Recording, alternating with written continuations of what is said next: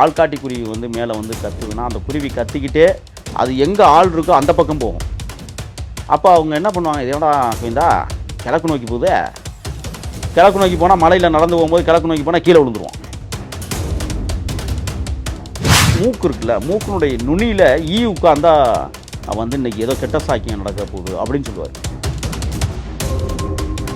உண்மையிலே அவர் உயிரோடு இருந்து நாட்டுக்குள்ளே வந்திருந்தாருன்னா அவர்கிட்ட வனத்துறையாக கொடுத்துருந்தோம்னா நாட்டுக்கே பணத்துறையாக மாற்றிருப்பார்.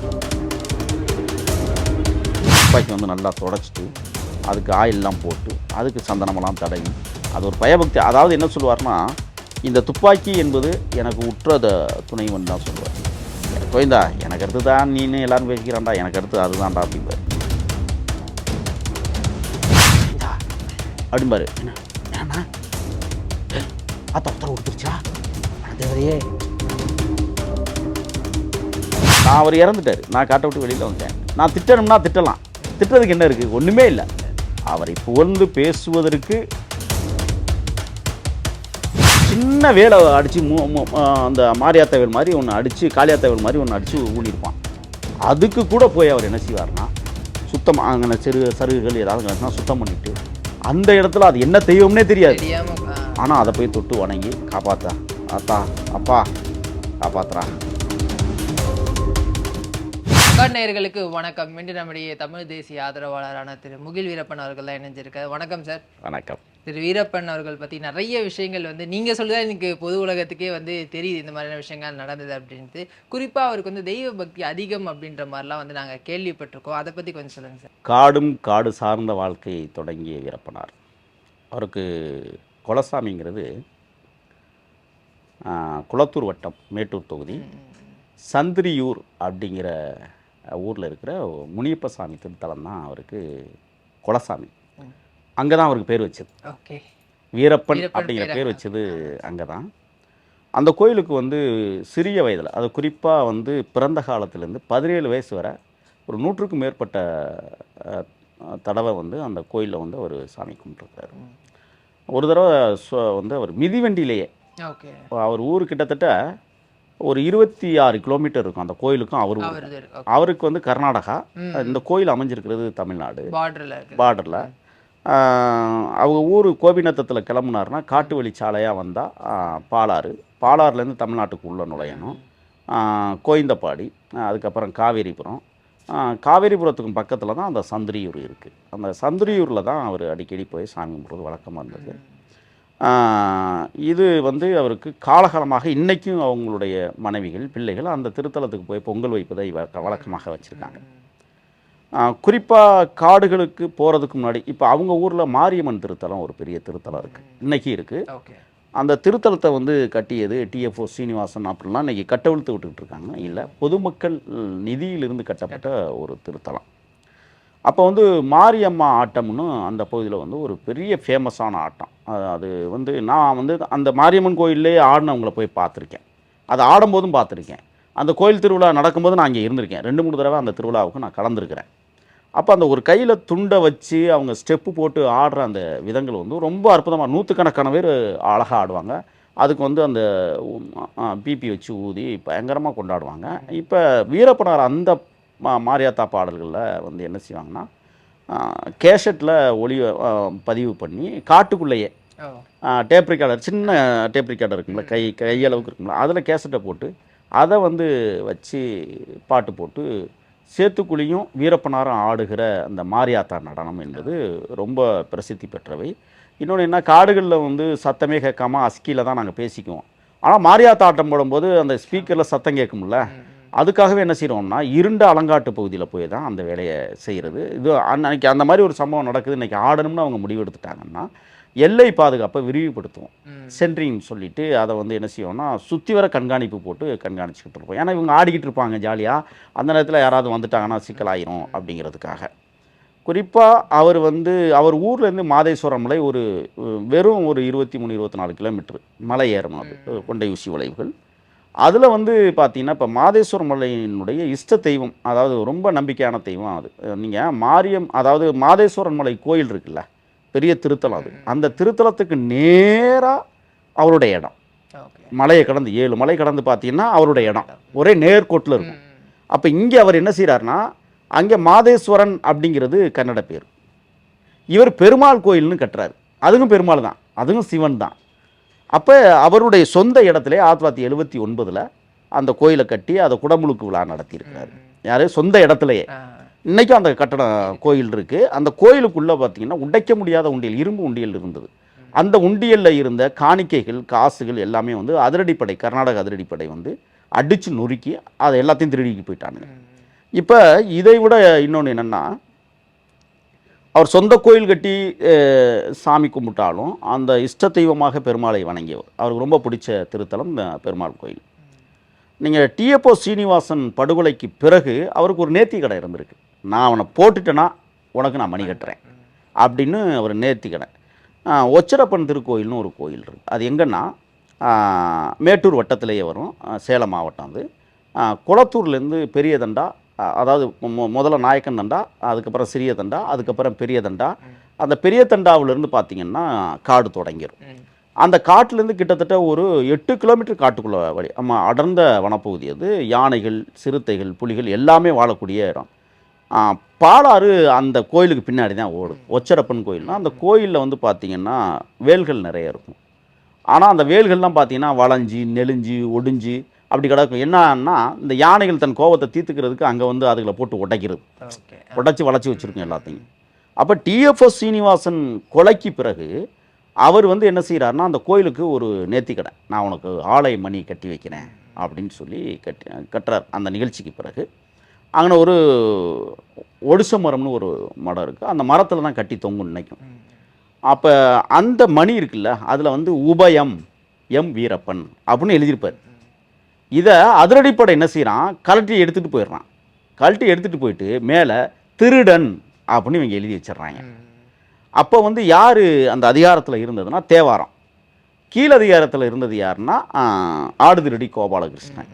அந்த டீம் தான் அந்த வேலையை செஞ்சு கலட்டிட்டு போன நாளையிலேருந்து கலட்டின போலீஸுக்கு ஏதோ வயிற்று வலி, வாந்து வலி, உடம்பு சரியில்லாமல் போனோன்னா, இங்கே பாடுறா ஒச்சரப்பன் தான் உனக்கு கோளாறு பண்ணிட்டாரு, மணியை கொண்டே கட்டுக்கலாம் இல்லைனா செத்து போயிருவி அப்படின்னு சொல்லியிருக்காங்க. யாரோ பயந்துக்கிட்டு கொண்டாந்து திருப்பி கட்டிட்டாங்க. அந்த மணியில் இன்னைக்கும் திருடன்னு எழுதியிருக்கு. அதை விரைவில் நான் இப்போ காட்டுக்கு போகிறேன். வனத்துறை அமைச்சர்கிட்ட அனுமதி கேட்டிருக்கேன். அனுமதி கேட்டுட்டு நான் அந்த மணியை போய் கலட்டி அங்கேயே ஆசாரியை கூட்டிகிட்டு போயிட்டு, ஏன்னா அதை கலட்டி எடுத்துகிட்டு வர எனக்கு அதில் நம்பிக்கை இல்லை. இருந்தாலும் கூட வீரப்பனார் கட்டிய அந்த மணி பாதுகாக்கப்பட வேண்டும் என்பதற்காக அந்த திருடன் அப்படிங்கிற அந்த வார்த்தையை அழிக்கணும் அப்படிங்கிற ஒரு முனைப்பில் நான் இப்போ இருந்துக்கிட்டு இருக்கேன். விரைவில் அது நான் ஏற்பாடு பண்ண போகிறேன். ஒன்று. அதுக்கப்புறம் அவர் வந்து பார்த்திங்கன்னா மிக வணங்கிய தெய்வங்களில் பண்ணாரியம்மன் திருத்தலம். அது வந்து சத்தியமங்கலம் வனப்பகுதியில் ஒட்டி இருக்குது. பெரிய பண்ணாரியம்மன் கோயிலுங்கிறது சாலையில் இருக்குமே, இல்லை அது வந்து ஒரு கிராமப்புறத்தில் வெளியிலே இருக்குது. அங்கேயும் ஒரு அதிரடிப்படை இருந்தது, மிகப்பெரிய அதிரடிப்படை. அங்கே தான் தேவாரம்லாம் தங்கியிருந்தது. அந்த திருத்தலத்தில் தான் வீரப்பனாருடைய மனைவி முத்துலட்சுமியை கொண்டு வந்து கொடுமைப்படுத்தியதும் அங்கே தான். ஆனால் அதை விட இன்னொரு பண்ணாரியம்மன் இருக்குது. திம்மம் போகிற வழியில் 3வது கொண்டை ஊசி வளைவிலேருந்து சோத்தங்கை பக்கம் பார்த்தீங்கன்னா காட்டுப்பண்ணாரி அப்படின்னு ஒன்று இருக்குது. இந்த காட்டுப்பண்ணாரிக்கு என்னெல்லாம் அழைச்சிட்டு போயிருக்கிறாரு. நான் போய் அங்கே சாமி கும்பிட்டுருக்கோம். அவரோட போயிருக்கீங்க? ஆமாம், அவரோட இரவில் போனோம். பகலில் போகல, இரவில் போய் அதப்பா காட்டுப்பண்ணாரி அப்படின்னு சொல்லி நாங்கள் போகும்போது கூட ஒரு காட்டு பன்றி அந்த இடத்துலேருந்து ஓடிச்சு. அப்புறம் ஒர்றாட்டா அப்படின்ட்டு. ஏன்னா இந்த காட்டு பன்றி ஏன் அங்கே வந்துச்சுங்கிறத அப்புறம் விளக்கம் சொன்னார். அங்கே வச்சிருக்கிற வாழைப்பழம், அங்கே உடைக்கிற செதறுகாயெல்லாம் இருக்குல்ல, தேங்காய், இதெல்லாம் திங்கிறதுக்காகவே அது வரும்பா அப்படிங்கிற மாதிரி சொன்னார். அப்போ அந்த கோயிலை வந்து வணங்குவார். இதற்கு முன்னால் இன்னொரு விஷயம் என்னென்னா, காலையில் தூங்கி எந்திரிச்ச உடனே கால்கையெல்லாம் கழுவிட்டு அந்த பச்சை சட்டை அப்படியே மடித்து ஏற்றி விட்டுட்டு பேண்டை கொஞ்சம் சுருட்டி விட்டுட்டு காலெல்லாம் கழுவிட்டு காலை கடன்லாம் முடிச்சுட்டு பல் துளக்கிட்டு வந்து தன்னுடைய ஆயுதம் அந்த எஸ்எல்ஆர் துப்பாக்கி எடுத்து ஒரு இடத்துல அப்படி சமமாக வச்சு ஒரு சின்ன கல் எடுத்து அங்கே வச்சு அதில் சூடம் பற்ற வச்சு அதில் வந்து ஊதுபத்தி கொளுத்தி அந்த துப்பாக்கி எடுத்து அந்த புகையில் அப்படியே சுற்றி காட்டிட்டு வா வா அப்படிம்பார். அப்படி சொல்லிவிட்டு அப்படியே சாமி கும்பிட ஆரம்பிச்சிடுவார். துப்பாக்கியை கீழே வச்சுட்டு கண்ணை முடிக்குவார். கிட்டத்தட்ட 108 சாமிகளை அவர் வந்து தினந்தோறும் மனசுக்குலேருந்து ஒப்பிப்பார். அப்படியே கட கட கட கட கடனா. அதில் நம்மளுக்கு விளக்குறது என்ன, பண்ணாரியம்மை விளங்கு, மாதேஸ்வரமலை விளங்கும், பெருமாள் விளங்க, காளியம்மாலே பல வகை காளியம்மாலாம் அவர் பேசுவார், சொல்லுவார். கட கட கட கடன்னு சொல்லிடுவார். அது பொட்ட மனப்பாடமாகவே ஆயிடுச்சு அவருக்கு. அந்த 108 சாமிகளை வணங்குகிறது. வணங்கிட்டு அந்த துப்பாக்கி எல்லா பூசையும் முடிச்சுட்டு அப்படி துப்பாக்கி எடுக்கும்போது வனதேவதையும் பார். இந்த வனத்தேவதை தான் தன்னை வாழ வைக்கிறதுங்கிறதுல முழுமையாக அவர் நம்பக்கூடியவர். அதே மாதிரி அந்த காலங்களில் வந்து காட்டுக்குள்ளே வாழ்ந்த மக்களே சில இடங்கள்ல என்ன செய்கிறாங்கன்னா நடுகள் வழிபாட்டு முறையை செஞ்சுருக்காங்க. எவனாவது முப்பாட்டம் இறந்து போயிருப்பான். அந்த இடத்துல என்ன செய்வாங்கன்னா ஒரு கல்லை தூக்கி போட்டுட்டு பொட்டு சந்தனம் வச்சுட்டு போயிருப்பான். அல்லது ஒரு சின்ன வேலை அடித்து அந்த மாரியாத்த வேல் மாதிரி ஒன்று அடித்து காளியாத்த வேல் மாதிரி ஒன்று அடித்து ஊனியிருப்பான். அதுக்கு கூட போய் அவர் என்ன செய்வார்னா சுத்தம் அங்கே சருகுகள் ஏதாவது கிடச்சுன்னா சுத்தம் பண்ணிவிட்டு அந்த இடத்துல அது என்ன தெய்வம்னே தெரியாது, ஆனால் அதை போய் தொட்டு வணங்கி காப்பாத்தா ஆத்தா அப்பா காப்பாத்துறா அப்படிம்பார் சொல்லிவிட்டு அதை கடந்து போகிறது. இதை விட இன்னொரு செய்தி உங்களுக்கு நான் சொல்லணும்னு நினைக்கிறேன். மணிக்கரைன்னு ஒரு இடம் கோவிச்செட்டிப்பாளையத்துலேருந்து பக்கம் பங்களாபுதூர் காவல் நிலைய சரக எல்லைக்கு உட்பட்ட பகுதி. அந்த மணிக்கரையில் வந்து தான் மேக்கிய ரங்கசாமி படுகொலை நடந்தது. அந்த மேக்கிய ரங்கசாமியை சருவில் நாங்கள் வந்து தங்கியிருக்கும் போது தங்கின இடத்துலேயே நாங்கள் புதைச்சிருப்போம். அதுக்கு மேலே பார்த்தீங்கன்னு சொன்னால் கொஞ்சம் தொலை ஏறணும், ஒரு 2 கிலோமீட்டர் மேலே போனோம்னா ஒரு முனியப்ப சாமி கோயில் இருக்குது. மேலே வேல்கள் மட்டும் ஊனியிருக்கும். ஆனால் வேல்லாம் அந்த காலத்து வேல்கள் நல்லா பழம் பொருந்திய கம்பியில் போட்டு செஞ்சு கொண்டாந்து ஊனியிருக்காங்க. அந்த வேலிலேருந்து ஒரு 2 அடி இப்படி தாண்டி இப்படி எட்டி பார்த்தோம்னா கீழே ஒரு 1000 அடி பள்ளம் தெரியும். தடுமாறா முடிஞ்சது. அந்த கோயில் அந்த மாதிரி அமைஞ்சிருக்கும். அது ஒரு பெரிய பாறை இருக்கும். அந்த பாறைக்கு பக்கத்தில் அந்த வேலு ஊனியிருக்கும். அது சொல்லுவார், ஏப்பா இதுலேருந்து விழுந்தா என்னப்பா ஆகுறது அப்படிம்பார். எட்டி பார்த்தோம்னா நம்மளுக்கே பயமாக இருக்கும். காடாக இருக்கும், அப்படியே பயங்கர காடாக இருக்கும். அப்போ நாங்கள் இப்படி வழித்தடத்தில் போகும்போது சொல்லுவார், எத்தனையோ வருஷத்துக்கு முன்னாடி நம்ம தமிழர்களில் எவனோ ஒருத்தன் இங்கே வந்து இந்த வேலை ஊனி சாமி கும்பிட்டுருக்கான் பார்த்தியா, அந்த பாறை இருக்கலாம், அந்த பாறையெல்லாம் வந்து சந்தனம் பூசியிருக்கும், பொட்டு வச்சுருப்பாங்க. அந்த மாதிரி அவர் அதை ஒரு கடவுளாக நினைக்க மாட்டார். எவனோ ஒரு மூதாதையரை நினச்சி அவர் வணங்குறது அப்படிங்கிற ஒரு விஷயம். இதை விட இன்னொன்று இருக்குது. அவர் ஊர்லேருந்து ஒகனைக்கல் போகிற வழியில் தான் வந்து அந்த தினேஷ் படுகொலை. இந்த தினேஷ் படுகொலை நடந்த பக்கத்திலே ஒரு முனியப்ப சாமி கோயில். அந்த கோயிலில் அவர் என்ன செய்கிறாருன்னா சாமி கும்பிட்டு தான் தினேஷை அடிக்கிறார். அதுக்கு பிறகு அதே கோயிலுக்கு வேல் அடித்து வைக்கிறார். நீங்கள் அதே மாதிரி கோட்டையூர் பங்காளிகள் முத்துக்குமார், தனபாலு, இந்த 6 பேர் படுகொலை இருக்குல்ல, அந்த 6 பேர் படுகொலையில் வந்து 5 பேர் படுகொலை அது, ஒருத்தர் தப்பிக்கிறார். அதில் அது கூட வந்து பார்த்திங்கன்னா கல்லட்டி முனியப்ப சாமி அப்படிங்கிற இடம் தான். அந்த கோயிலில் தான் வச்சு அந்த கொலையே அவர் பண்ணுறார். அதாவது என்னென்னா, நான் ஒரு செயல் செய்ய போகிறேன், எனக்கு நீ உத்தரவு கொடு, நீ உத்தரவு கொடுத்தா நான் இதை பண்ணுறேன் அப்படிங்கிற நிலைப்பாட்டில் தான் அவர் இருந்தார். அது உத்தரவு எப்படி கொடுக்கும் கடவுள் அப்படின்னா, அவர் நம்புறது தெற்கு பக்கம் கெவிலி சத்தம் கொடுக்கணும். கெவிலின்னா பள்ளி கத்தணும், அங்கே கெவிலின்னு சொல்லுவாங்க. அதை தெற்கு பக்கம் கத்துனா ஆத்தா உத்தரவு கொடுத்துருச்சு, ஐயா உத்தரவு கொடுத்துட்டாரு அப்படின்னு. இதை விட இன்னொரு செய்திகள், இந்த மாதிரி அதிபயங்கரமான ஒரு நிகழ்வு நடக்கிறதுக்கு இந்த மாதிரியெல்லாம் வேண்டுவார். இன்னொன்று, இந்த விட அதிபயங்கரமாக ஒரு விஷயம் நடக்குது அப்படின்னா சோழி உருட்ட ஆரம்பிச்சிடுவார். கையிலே வச்சுருப்பார் சோழி. இந்த கடல் முத்து இருக்குல்ல, அதை வந்து என்னென்னா உருட்டுவார். உருட்டிட்டு அந்த காலை தொங்க போட்டுக்கிட்டு அவர் உட்கார்ந்து அந்த உருட்டுறது, அந்த சாக்கை விரிச்சுக்கிட்டு அவர் அள்ளுறது, அது எல்லாம் இன்றைக்கும் எனக்கு பசுமரத்தாணி போல் பாஞ்சிருக்கு. உட்காந்துட்டு குனிஞ்சுக்கிட்டு கிட்டத்தில் வச்சுட்டு எண்ணுவார், கோயந்தா அப்படிம்பாரு. என்னண்ணா டேய் ஆத்தா உத்தரவு கொடுத்துருச்சா வனதேவதையே. அந்த வனதேவதைன்னு சொல்கிற அந்த வாக்கியம் இருக்குல்ல, ரொம்ப முக்கியமானது. அதில் ஒத்த எண்ணிக்கையில் விழுந்தால் மட்டும்தான் வனதேவதை உத்தரவு கொடுத்ததாக நம்புவார். 2 விழுந்துச்சுன்னா ஆத்தா ஒன்றும் சொல்ல மாட்டேங்குதடா. இதை நான் எங்கே பார்த்தேன்னா, ராஜகுமாரை காட்டுக்குள் அழைத்து செல்கிற கன்னட சூப்பர் ஸ்டாரை பலமுறை சோழி உருட்டி பார்த்தார். ஆகுமா, நடக்காதா, நடக்கலை. நான் இருக்கும்போது 2 முறை கடத்த போய் 2 முறையும் ஃபெயிலியர். அப்போ சொல்லுவார், என்னடா ஆத்தா ஒன்றும் உத்தரவு கொடுக்க மாட்டேங்குதே, சரி வாங்க போய் பார்ப்போம் அப்படின்னு சொல்லுவார். 2 தடவை அது ஃபெயிலியர் ஆன திட்டம். 3ஆவது முறை தான் அது சக்ஸஸ்ஃபுல் ஆனது. இந்த மாதிரி அதே மாதிரி இன்னொன்று செய்வார், சாமி புத்தகங்களை நிறைய படிப்பார். கடவுள் சார்ந்த புத்தகங்களை கூர்ந்து படிப்பார். அதாவது புராண இதிகாச புத்தகங்களை, இப்போ வந்து ராமாயணம் படிப்பார். எனக்கு தெரிஞ்சு ராமாயணம்லாம் படிச்சிருக்கிறார். நாங்கள் வந்து என்ன சொல்லுவோம்னா, மணிமேகலை காப்பியத்தையெல்லாம் நான் வந்து மணிமேகலைன்னு ஒன்று இருக்குனே, அது சிவக சிந்தாமணி எழுதுனது இது அப்படிங்கிற மணிமேகலை காப்பியத்தை வந்து எழுதுனது வந்து சீத்தலை சாத்தனார்னே, சிவக சிந்தாமணிலாம் இருக்குது, இதெல்லாம் படிக்கணும் நீங்கள் அப்படின்னு சொல்லும்போது ஏப்பா படித்ததை சொல்லுப்பா அப்படிம்பாரு. எங்கப்பா அது இத்த தண்டி இருக்குப்பா அப்படிம்பாரு. இந்த மாதிரி கடவுள் மீது அதே மாதிரி சூரியனை பார்த்து வணங்கும்போது சொல்லுவார். உட்காரும்போது சாயங்காலம் எங்களுக்குள்ள வந்து பயிற்சி வகுப்புகள் நடக்கும். அப்போ சூரியனை ஏன் கும்பிட்றோங்கிறது அவர் சொல்லி தான் எனக்கே தெரியும். தமிழர்களுடைய முதல் தெய்வமே சூரியன் தான். அதுக்கு தான் சங்கராந்தி பொங்கலை வைக்கணும். நம்ம வீட்டுக்கு வீடு வந்து ஏன் சூரிய பொங்கல் படைக்கிறோம்னா அது காரணம் என்னென்னா, அது வந்து நம்மளெல்லாம் கொன்றும் சுட்டரிச்சிடும் கிட்டத்தில் வந்தால் சாம்பலாக்கிடும்னு பயந்ததுனால அதை வந்து நம்ம கும்பிட்றப்பா அப்படின்னு அவர் சொல்லி தான் எனக்கே தெரியும். அதுக்கப்புறம் நம்ம வரலாற்றுகளை சிறையில் போய் உட்காந்து படித்தோம், ஆய்வுகளை செஞ்சோம். இது அவர் சொன்னது உண்மைதான் அப்படிங்கிற மாதிரி. அதே மாதிரி மூட நம்பிக்கை உள்ள மனிதனாகத்தான் கடைசி வரை அவர் வாழ்ந்தார். மூட நம்பிக்கை நிறைய அவருக்கு. அதான் அதான் மூட நம்பிக்கைனா என்ன செய்வார்னா, நடந்து போகும்போது நல்ல பாம்பு குறிக்க போனால் எதுவுமே நடக்காது, அதை அடித்து கொண்டுட்டு தான் போகணும் அப்படிங்கிற ஒரு மூட நம்பிக்கை. ரெண்டாவது, ஆள்காட்டி குருவி வந்து மேலே வந்து கத்துதுன்னா அந்த குருவி கத்திக்கிட்டே அது எங்கே ஆள் இருக்கோ அந்த பக்கம் போகும். அப்போ அவங்க என்ன பண்ணுவாங்க, இதோட கோவிந்தா கிழக்கு நோக்கி போகுது, கிழக்கு நோக்கி போனால் மலையில் நடந்து போகும்போது கிழக்கு நோக்கி போனால் கீழே விழுந்துருவோம். அப்போ அவர் என்ன செய்வார், வழித்திசையை மாற்றுவார். இந்த மாதிரியான ஒரு மூட நம்பிக்கை. பள்ளி சத்தம் கேட்குறத வந்து கெவிலி சத்தம் சொல்லிடுச்சிடான்னு சொல்லி ஒரு நம்பிக்கை. ஆனால் சில மூக்கு இருக்குல்ல, மூக்கினுடைய நுனியில் உட்காந்தா வந்து இன்றைக்கி ஏதோ கெட்ட சாக்கியம் நடக்க போகுது அப்படின்னு சொல்லுவார். ஒரு தடவை அப்படி தான் காடுகளுக்குள்ள நாங்கள் உட்காந்துக்கிட்டு இருக்கும்போது சில விஷயங்கள் அது வந்து சரியாயிடும். என்னென்னா, என்னெல்லாம் கூப்பிட்டு கருப்பு அப்படின்னாரு. என்னென்ன அப்படின்னா, என்னப்பா கோயந்தா அப்படின்னாரு. என்ன கனவுல ராத்திரி முன்னாடி இருக்கிற 2 பல்லும் விழுந்துருச்சப்பா அப்படின்னாரு.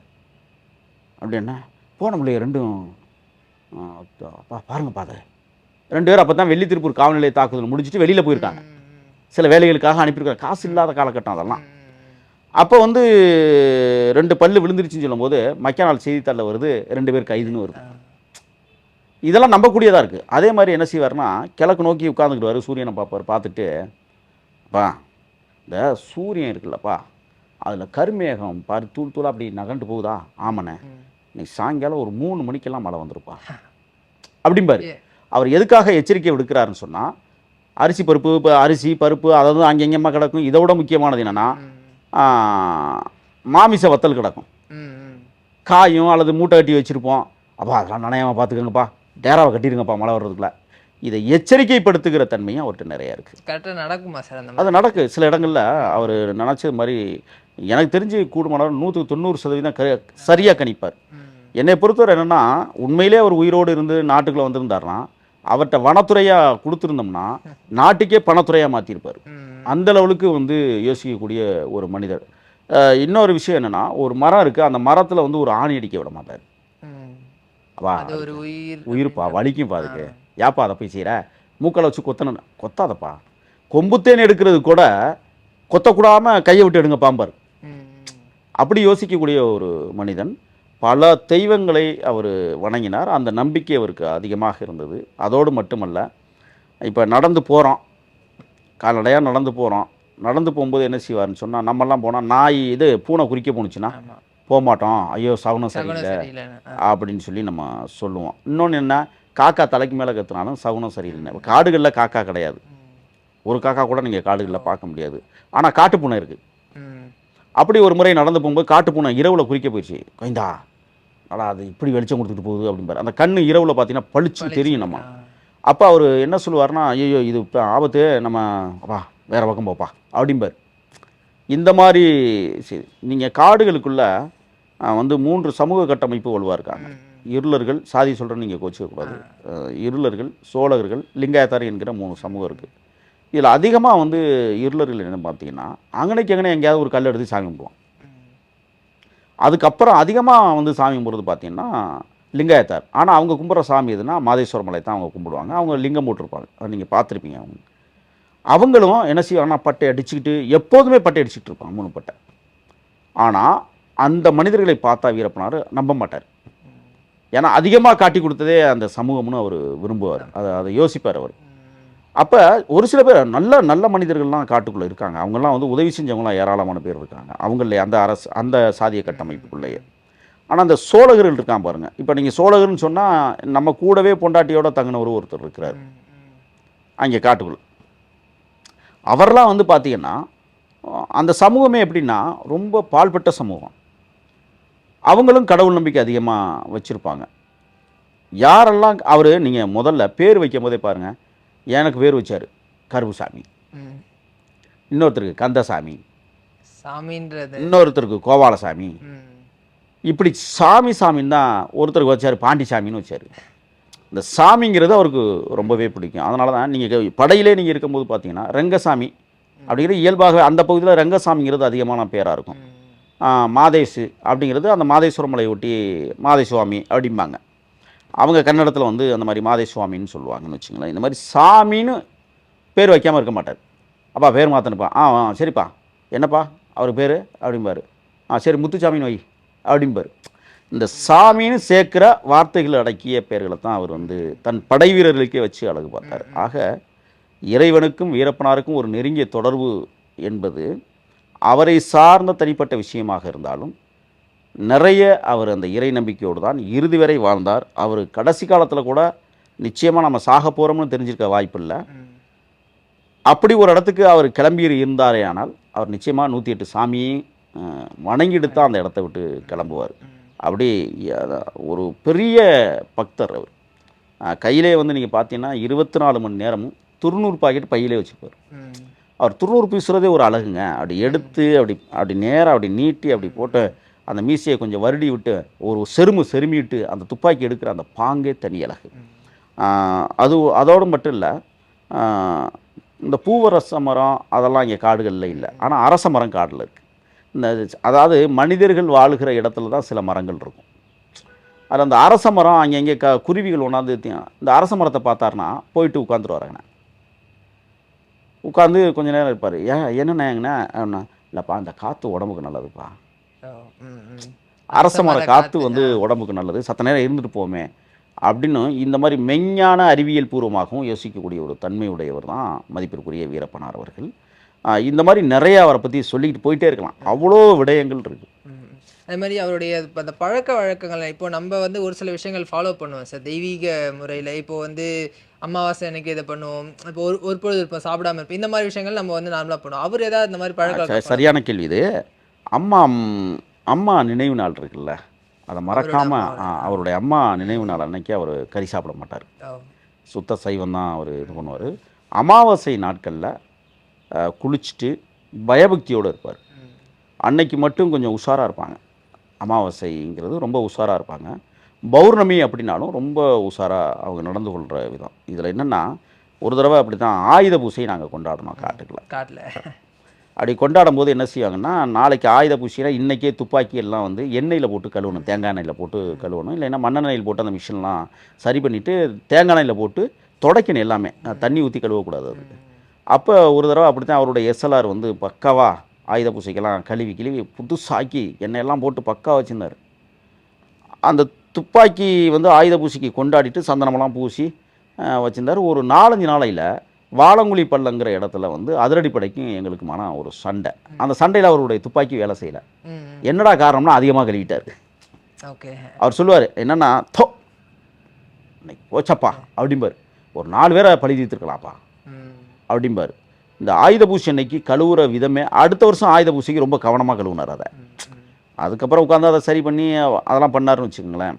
இந்த மாதிரி ஆயுத பூசை பொங்கல் அன்னைக்கு பார்த்தீங்கன்னு சொன்னால் காலையிலே எழுந்திரிச்சு குளிச்சுட்டு அந்த துப்பாக்கி வந்து நல்லா தொடச்சிட்டு அதுக்கு ஆயிலெலாம் போட்டு அதுக்கு சந்தனமெல்லாம் தடவி அது ஒரு பயபக்தி. அதாவது என்ன சொல்லுவார்னா, இந்த துப்பாக்கி என்பது எனக்கு உற்ற துணைவன் தான் சொல்லுவார். கோயந்தா எனக்கு அடுத்து தான் நீன்னு எல்லாரும் பேசிக்கிறான்டா, எனக்கு அடுத்து அதுதான்டா அப்படிம்பார். அப்படி ஒரு அந்த துப்பாக்கி அவ்வளோ மரியாதை கொடுப்பார். முள்ளுகளில் கீரை கூட விட மாட்டார் அதை. ஏன்னா அவர் அது என்ன தான் உயிர் இதில் தான் இருக்குது அப்படிங்கிறத அவர் நம்புகிறாரு. அதே மாதிரி அப்பா நினைவு நாளுக்கும் ரொம்ப சில நேரங்களில் நான் இப்போ சொன்னாலும் எனக்கே கண்ணு கலங்குது. அம்மா வந்து புற்றுநோயில் செத்து போகுது, அப்பா வந்து காட்டு எருமை குத்தி செத்து போகிறாரு. அப்பாவோட அம்மாவை ரொம்ப அளவு கடந்து நேசிக்கக்கூடியதுங்க. அவர் சொல்லுவார், எத்தனையோ நாள் பசி பட்டினிப்பா, கேழ்வரகு களி கிடைக்காது, ராகி களின்னு அங்கே சொல்லுவாங்க.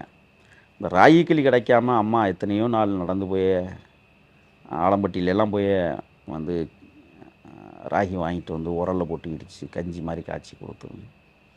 அப்படிப்பட்ட அம்மா சாவு அன்னைக்கு நான் இல்லை, பங்காளிகள் என்னை ஊருக்குள்ளேயே வரவிடாமல் தடுத்து காட்டுக்குள்ளேயே அனுப்பிச்சிட்டாங்க அப்படின்னு அவர் அந்த அந்த விடயத்தை சொல்லும்போது அம்மா நினச்சி அழுதுருவார். எப்படித்தான் அழுவார்னே தெரியும், அழுதுருவார், அப்படியே கண்ணீர் ஊற்றும். அம்மா மேலே அளவு அது எனக்கு தெரிஞ்சு என்னென்னா, அவர் வேண்டும் போது அந்த 108 அம்மாவையும் சேர்த்து வணங்குவார்னு தான் நான் நினைக்கிறேன். தாயே அப்படின்னு கண்டிப்பாக வணங்குறதுக்கு வாய்ப்பு இருக்குது. அது சொல்ல அது கத்தி சொல்ல மாட்டார், வாக்கிலே முணுமுணுப்பார், வாக்கிலே முணுமுணுத்து தான். அதாவது மூதாதையர்கள் கூட அதே மாதிரி தங்கை மாரியம்மா சாவும் அவருக்கு மறக்க முடியாதுன்னு சொல்லுவார். ஏன்னா ஓவியமாக ஒன்றா 2 பேரும் வந்து சோழ கொள்ளையில் குருவிக்கு பொம்மையடித்து விரட்டிய அந்த அனுபவங்களும், தங்கச்சியை கால்நடையாக நடந்து பள்ளிக்கூடத்தில் கொண்டே விட்டு வந்த அனுபவங்களும், அவருக்கு அது கடைசி வரை அந்த தங்கச்சி மேலே ஒரு மிகப்பெரிய பாசம். அதெல்லாம் வந்து பார்த்திங்கன்னா ஒரு கடவுளுக்கு சமமானவர்கள் அப்படின்னு தான் அவர் கருதினார். தன் தாயும் தன் தங்கையும் தன் தகப்பனும் வந்து கூடவே இருப்பதாகத்தான் அவர் ஒன்று. அவர் அடிக்கடி சொல்லுவார் என்னென்னா, நம்மளை விட்டு அவங்க போகலப்பா, நம்ம கூடவே இருக்காங்க அப்படிம்பார். அதே மாதிரி அம்மா வந்து அடிக்கடி கனவுல வரும்னு சொல்லுவார். எங்கள் அம்மா அன்னைக்கு கனவுல வந்துச்சு, அப்படி வந்தால் நல்லதுன்னு நினைப்பார். அப்பா கனவை பற்றி ஒரு நாள் அவர் சொன்னதில்லை எனக்கிட்ட எல்லாம், அம்மா கனவை நிறைய சொல்லியிருக்கிறாரு. இந்த ஜோதிடம் இது குறித்துலாம் அவருக்கு நம்பிக்கை இருக்கா சார்? அதெல்லாம் பலமாக நம்புவார் அவர்? இல்லை, அதான் மூட நம்பிக்கை அவருக்கு அதிகமாக உண்டு. ஒன்று. ரெண்டாவது என்னென்னா, நாம் எப்போ சாக போகிறோம் அப்படிங்கிற புத்தகத்தை எடுத்துக்கிட்டு புரட்டி படிச்சுக்கிட்டு இருப்பார். அது அவருக்கு வந்து அவருக்கு அப்பா எனக்கு இந்த ராசி போயிட்டு இருக்குப்பா, இந்த ராசியில் என்ன நடக்கும்பா அப்படின்னு அவருக்கு சாதகம் பார்ப்பார். நான் சொல்கிறது சாதகமாக இருக்கிறதுக்கு பேர் தான் சாதகம்னே அப்படிம்பேன் அவர்கிட்ட. நீ எல்லாத்துக்கும் நக்கல் பண்ண, உனக்கு பிடிக்கலன்னு சும்மா அட அப்படிம்பார் என்கிட்ட. ஏன்னா நாங்கள் இறை நம்பிக்கை இல்லாதவர்கள் தான் ஒரு டீம் உள்ளே போயிருக்கிறோம். நாங்கள் திராவிட கழகத்துலேருந்து போனவங்க நாங்கள்லாம். அப்போ அவருக்கு வந்து இதெல்லாம் நம்ம சொல்லி புரிய வைக்கக்கூடாது. இன்னொன்று என்னென்னா, அதனாலேயே ஒரு கருத்து மோதல் வந்துடக்கூடாதுங்கிறதுலேயும் நாங்கள் கவனமாக இருப்போம். அவருடைய விருப்பத்தை அவர் செய்கிறாரு, நாங்கள் எங்களுடைய விருப்பத்தை பண்ணுறோம் அப்படின்னு நம்ம வந்து இந்த ரீதியில் ஏதாவது பிரச்சனை வந்துடக்கூடாதுன்னு ரொம்ப கவனம். நான் ஒன்றே ஒன்று உங்களுக்கு சொல்கிறேன். இப்போ ஒரு நண்பரோட வந்து 2 வருஷம் 3 வருஷம் நம்ம பழகுறோம்னு வச்சுங்களேன், 3ஆவது வருஷம் ஏதாவது ஒரு சின்ன தப்பு பண்ணிட்டா கூட அது பகையை மாறிடுற வாய்ப்பு இருக்குது, உண்டு தானே? கண்டிப்பாக சார். ஆனால் வீரப்பனாட்ட நாங்கள் எந்த ஒரு சிறுப்பிள்ளையும் பார்க்காமல் பகை உணர்வு வந்ததே கிடையாது. இப்போ நான் அவர் இறந்துட்டார், நான் காட்டை விட்டு வெளியில் வந்துட்டேன். நான் திட்டணும்னா திட்டலாம், திட்டதுக்கு என்ன இருக்குது? ஒன்றுமே இல்லை. அவரை புகழ்ந்து பேசுவதற்கு எனக்கு வாய்ப்பு கொடுத்துருக்கேன். நான் இன்னமும் சொல்கிறேன், எத்தனையோ பேர் அவங்க கூட்டாளிகளாக இருந்திருக்காங்க, செத்துருக்குறாங்க, இன்னமும் உயிரோட கூட இருக்கிறாங்க. ஆனால் என்னை பற்றி நீ பேசிக்கொண்டே இருப்பாய் என்கிற ஒரு நிலைப்பாட்டை எனக்கு ஒருத்தருக்கு தான் தந்திருக்கிறாருன்னு நான் யோசிக்கிறேன். ஏன்னா அவரோடு வாழ்ந்த நாட்களில் எதையுமே மறக்க முடியாத அனுபவங்கள் என் வாழ்க்கையில் இன்றைக்கி இருக்குது. இன்றைக்கி வந்து அவர் இறந்தே கிட்டத்தட்ட 22 வருஷம் ஆச்சு. நான் அவர் கூட பயணித்ததே கிட்டத்தட்ட வந்து 26 வருஷம் ஆச்சு. 26 வருஷத்துக்கு மேலே ஆச்சு. நான் இன்றைக்கி பேசுகிற விடயங்கள் அன்னைக்கு நடந்தது. அப்போ அந்த நினைவாற்றலை எனக்கு இன்றைக்கும் கொடுத்து கொண்டிருக்கிறார், எனக்குள் வாழ்ந்து கொண்டிருக்கார். எப்படி அவர் வந்து அவங்க அப்பா அம்மாவை வந்து என்னோட தான் அவங்க இருக்கிறாங்க, எல்லா கடவுளும் எனக்கு துணையாக இருக்குது அப்படின்னு அவர் எப்படி நம்புகிறாரோ, அதே போல் தான் இப்போ நான் என்ன நம்புகிறேன்னா, உண்மையிலேயே நான் இந்த சக்தியை பெறுவதற்கும் இந்த நினைவுகளை உங்களோடு பகிர்ந்து கொள்வதற்கும் எனக்கு இன்றைக்கும் ஒரு இறைவனாக, கடவுளாக, இன்னும் சொல்லப்போனால் என்னோடு வாழ்ந்து கொண்டிருப்பதாகவே நான் நினைத்து கொண்டிருக்கிற மகத்தான மாமனிதர் வீரப்பனார் அவர்கள். அதில் எந்த மாற்று கருத்தும் இல்லை. நான் எவ்வளவோ பேரோட பழகியிருக்கிறேன். ஆனால் அந்த தலைவனிடம் இருந்த செயற்பாடுகளை, அவர் செய்த நடவடிக்கைகளை, அவர் எனக்கு கற்றுக் கொடுத்த விடயங்களை நான் இன்றும் மறக்காமல் பயணிக்கிறேன் என்றால், உண்மையிலேயே அவர் என்னுடன் வாழ்ந்து கொண்டிருக்கிறார், என்னை ஒருவரைத்தான் அவர் இயக்கி கொண்டிருக்கிறார் அப்படிங்கிறத நான் ஆழமாக நம்புகிறேன். அடுத்தடுத்த நிகழ்வுகளை தொடர்ந்து பேசுகிறேன் சார். தகவலுக்கு நன்றி சார். நன்றி.